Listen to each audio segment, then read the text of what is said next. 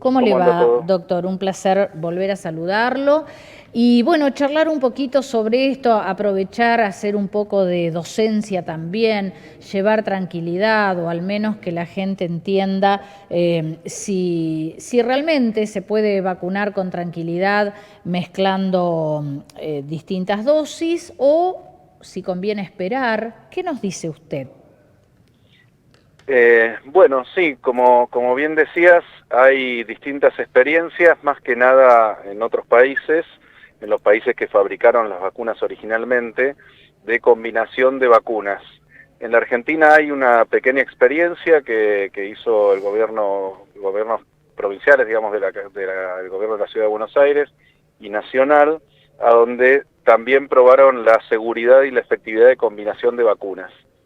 La mayor experiencia en el mundo está hecha entre combinación de la vacuna de Pfizer y la de AstraZeneca, que eso mostró que la eficacia de la vacuna es similar al esquema original, digamos, al esquema con las dos dosis de la misma vacuna, eh, y en esa combinación hay un poquito más de efectos adversos, pero que no fueron sustanciales.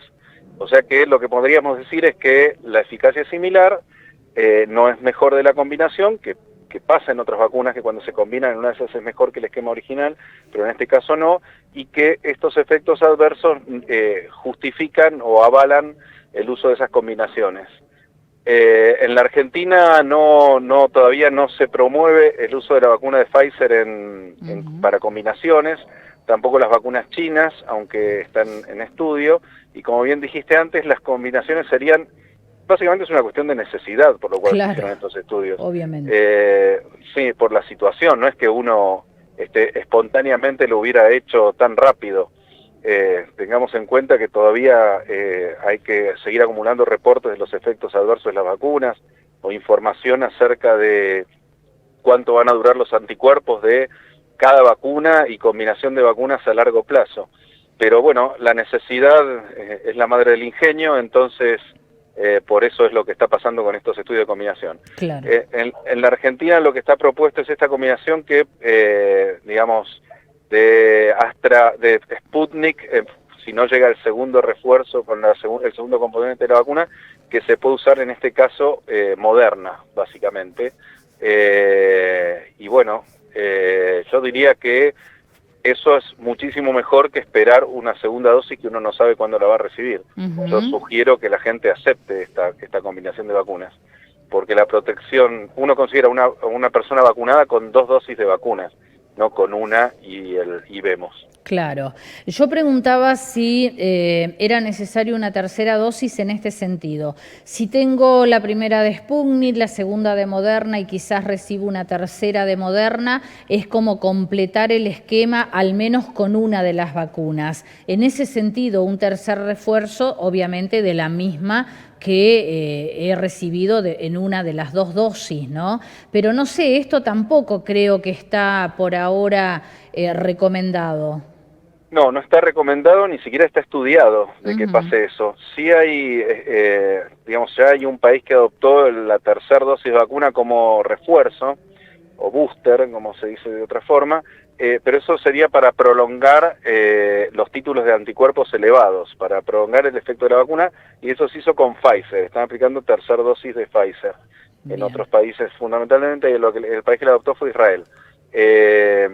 Para mantener niveles altos de inmunidad. Tampoco se sabe exactamente si eso es necesario, porque a las personas que tienen es normal tener bajos niveles de anticuerpos después de un tiempo de aplicada la vacuna. Las vacunas, ninguna vacuna de ningún tipo mantiene niveles de anticuerpos altos toda la vida, sino que van bajando con el tiempo. Claro. Eso no quiere decir que uno no esté protegido.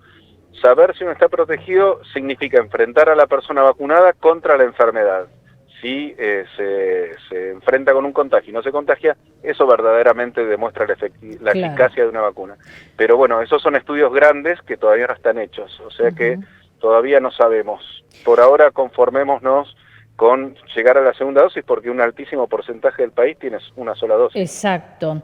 Doctor, ¿qué lectura se puede hacer de los distintos efectos que generaron las vacunas? Por ejemplo, quienes recibimos AstraZeneca, seguro estuvimos un día y medio en cama con algún síntoma. Los que recibieron Sputnik y Sinopharm no les pasó nada.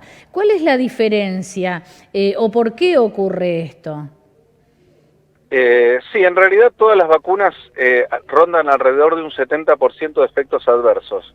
O sea que de todas las personas, o 7 cada 10, algo tienen, ya sea dolor local, o malestar, o fiebre, y más o menos son similares, en eso no son distintos, es una cuestión de suerte, a ver en qué porcentaje cae uno. Los efectos adversos graves de las vacunas, por lo que uno verdaderamente tendría que preocuparse, porque tener fiebre un día, o sentirse mal un día, o 2 días, si uno lo compara con el beneficio de estar vacunado, con el beneficio de no contagiarse de COVID, digamos, casi no existe ese malestar. A uno le importan los efectos adversos, lo que llamamos serios, que son los que pueden llevarlo uno a un hospital, a requerir una atención más complicada.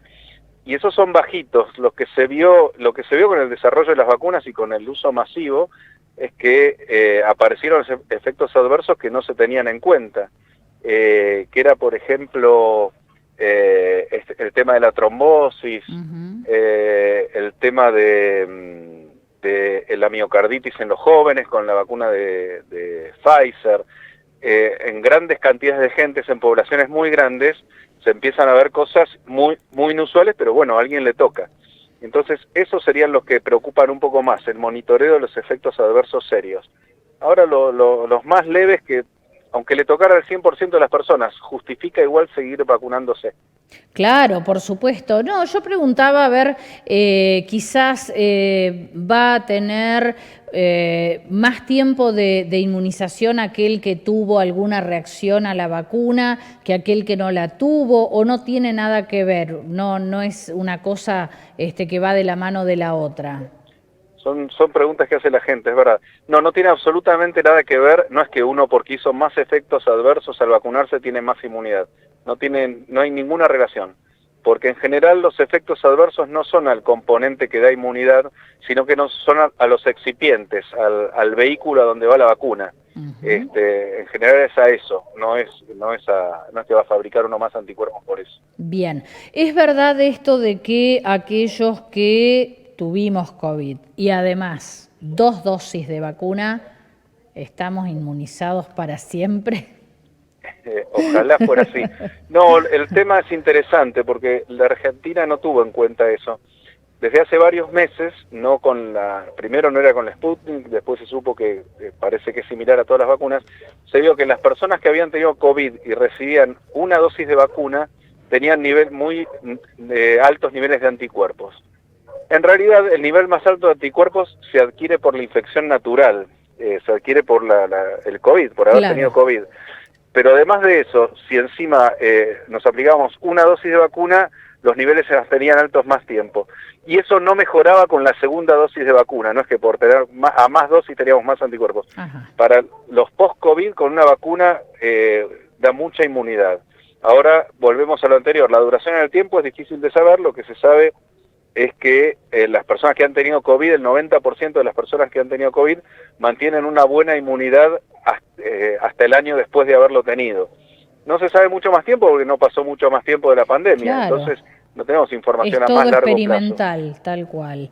Pero se calcula que podría durar alrededor de 2 años una buena inmunidad. Bien, correcto.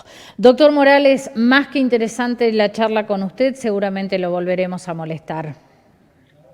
No hay problema, les agradezco a ustedes por informar a la gente, es muy importante. Muchas gracias, que tenga buenas noches.